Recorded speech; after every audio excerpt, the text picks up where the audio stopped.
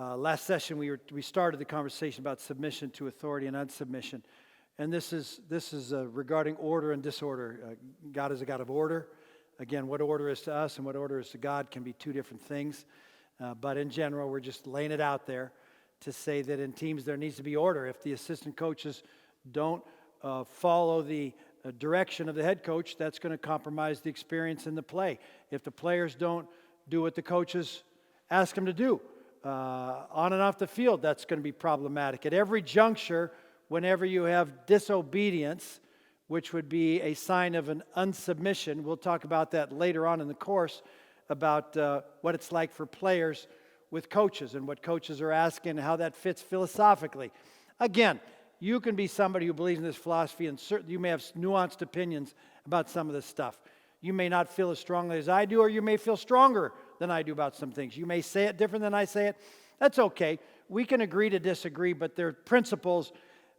I would say this. Wouldn't you agree that if the assistant coaches don't like the head coach and make it known, that probably is not going to be a healthy deal, right? So can we agree to some of these points? That if players decide who they want to obey or if they want to obey, that would be a problem. Are we saying that you don't think a team's going to prosper? I'm presuming that you don't think a team's going to prosper if the assistants are given the right to not follow their head coach and the players are given the right to decide if they want to follow their coach's instruction. That would be insanity. So I'm bringing up an insane point. Don't get ruffled on this deal. That's my deal. When I talk about submission, unsubmission, that can trigger a lot of us who have backgrounds where we felt like people lorded it over us. So let me lay it out there, and don't get all worked up. Hear me on this thing. We're talking about healthy relationships. Go back to a family and it may not have been your family, but in a hypothetical family, if the parents are not on the same page, that's a problem, isn't it?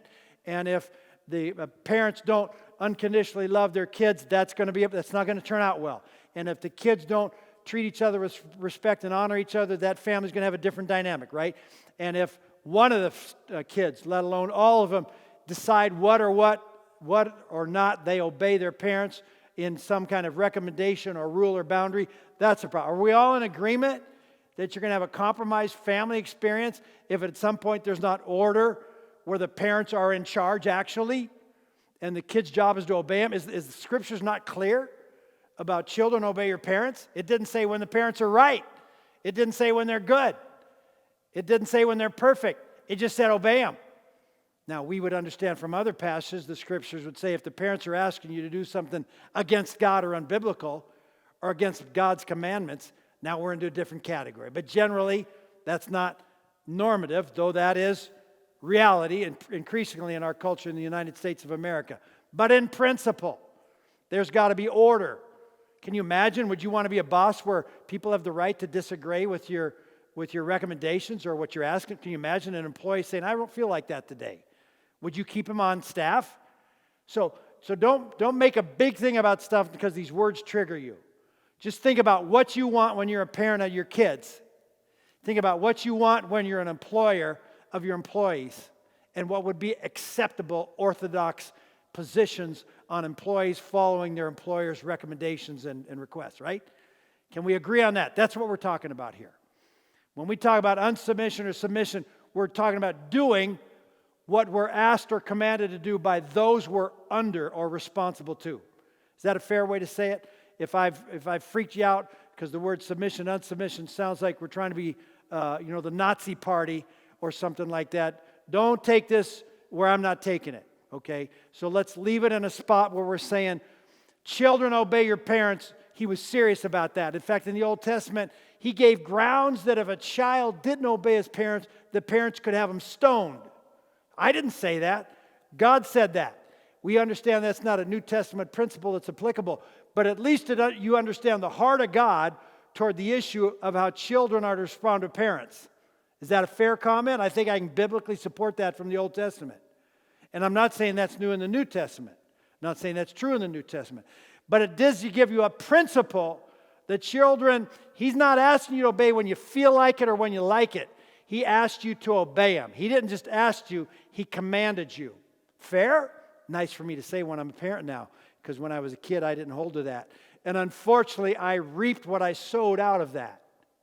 I reaped the discipline and the destruction of God in my personal life, because in my personal life with my parents, I thought I had a right to pick or choose whether I obeyed them or to the degree I obeyed them, because I was 13, 14, 15, 16, 17, 18, and I felt like they didn't know what they were talking about. Isn't that a standing thing, how we joke about as parents now, that exactly what we did or didn't do to our parents is happening to us. And now we get a chance to know what it feels like to have our kids not obey us, or not obey us with a whole heart or a happy face, right? So it's kind of funny how we reap what we sow. And so what we're trying to teach the people we're coaching, whether they're 35 or 5, we're trying to teach them a principle. That your job is to do your job and my job is to do my job. I coach and you play. Don't mix up the jobs. The referee's ref. You're not the ref. They're the ref. You're the coach. You're a player. You're not the coach. You're a fan. You're not a player. You're not a coach. You're a fan. You're a parent. If there is an order in that thing, it can be a mess. Just try to coach high school sports or youth sports. See how that plays out if you don't agree with that principle. You'll be reaping the fruit of that one, and it won't be something you'll be pleased about. So God said in the Scriptures principles that bind us to order so that the game goes well, so that people have a positive educational experience, whether they win or lose, which is educational in and of itself. We understand there's certain principles that are in play, and one is submission to authority. That means my job as a player is to say, not my will, but yours be done, coach. My job as an assistant is to say, not my will be done. That doesn't mean I don't have a different conviction. I just choose to submit my conviction to the will of God, and I trust God with it, and my job is to help that head coach reach his goal as an assistant. My job as the player is to help the coaches reach their goal. My job as an employee is to help the employer reach his goal. It's not my board game. I work for them and with them. But they don't work for me. I work for them. We both work together, but we understand order and we understand authority.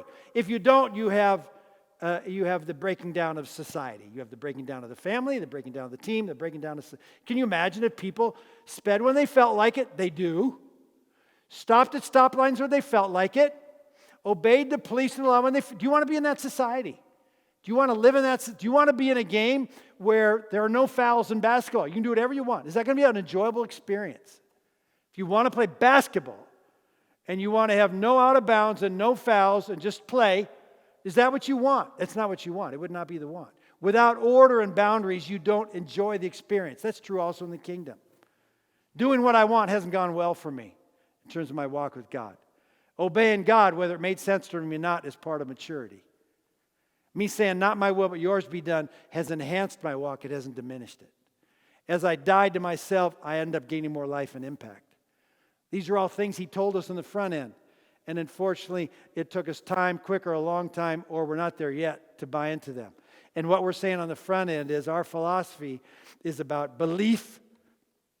Not necessarily you agree with every part of it. It's just to make a decision to submit yourself to a body that has made a decision about direction. Belief versus unbelief will turn into power or compromise of it. Unity versus disunity will turn into a power or a compromise of it. Submission to authority figures, right? When our parents talk poorly about coaches, that tells the kid, the player, whether he's 5 or 15, that he's got a right to disagree with and be public about it and humiliate authority figures or not do what they say. When you grumble as a parent about your coach, your son's coach, you teach him to grumble about his coach. You teach him to be the employee that talks behind the back about other employees and about their boss. Or you think you're not, but that's what you're doing. You're telling them basically, obey the law or your boss or your coach when you feel like it. And if you don't feel like it and you don't think it's right, you got a right to speak ill of them and disobey. See how that goes for you. See how you like that as a parent. When your 15-year-old or your 10-year-old has that attitude. See how you like that as an employee when you have employees that are doing what they feel they want to do or what they'd like to do. You'll fire them for the record. You'll follow the principle when you're in charge that you don't want to follow when you're not in charge. That's part of the problem. We have an opportunity through sport to teach young people or older people older than us, people that aren't playing anymore. We get a chance to teach them the what, why, and how about why it's wise to submit to our governing authorities when we don't agree with them and when we don't like them. It's easy to agree with them. It's easy to follow them when we agree with them. Oh, yeah, I submit to his authority. Of course you do, because he's doing everything you want, the way you want to. The rub is when it doesn't go the way you want. If they don't learn that principle, they're never going to follow Jesus. Can you imagine? I'd only follow Jesus when it makes sense. I'd only follow Jesus when it feels good. I only follow Jesus when I get my way and it works out the way I want. What a world we'd have, huh, if Scotty Kessler was God. That's stinking insanity. Don't be foolish to think that you can disrespect, dishonor, disengage, disobey your authority figure and it'll go well for your team, your family, your society. Now, the exception, which causes people to kick back, is what happens if the police are dirty or illegal. Certainly, we're not saying to respond to them in obedience when they ask you to sin. And they need to be held accountable when they do. And if your parents are physically or mentally or emotionally or sexually abusing you, that doesn't mean you follow them just because you're parents. So don't take from the exceptions and make a norm. That's all I'm saying. We're not talking about blind obedience. We're talking about eyes open obedience, conscious obedience, death to my wishes obedience, not my will but yours be done obedience. That's what we're talking about. This isn't about blind obedience. This is about open-eyed obedience as appropriate. And again, our plumb line is the Word of God. So we don't have to worry about subjective, because most of the stuff that's problematic is not subjective. It's objective disregard and disobedience for law and for structure. That will not go well for your family or your team or your business or your city or your country. Do we not have enough experiences that when everybody's allowed to do what they want or feel, that is not going to end up well? It's not sustainable. It's not sustainable in a civil society. And we have an opportunity through sport to teach parents and players what's unacceptable and acceptable responses, including coaching your parents on how they talk to their kids about our coaching and our decisions, which you have a right to do. You don't have to do that. But if you don't, and sometimes and often the kids are caught in the wash, that they love their coach and their parents are selfish, this is my experience, and want their kid to play and are blind in their love for their kid to the team and don't care about the team or the greater vision of the coach. They just care about their kid and their kid having a fun time or their kid being a star because they're playing through their kid, whatever. All those things that are nuanced are major problematic deals. And coaches, you'd be encouraged to get involved in that. I'd encourage you to consider it to help your parents and your kids understand how order works in the sport context.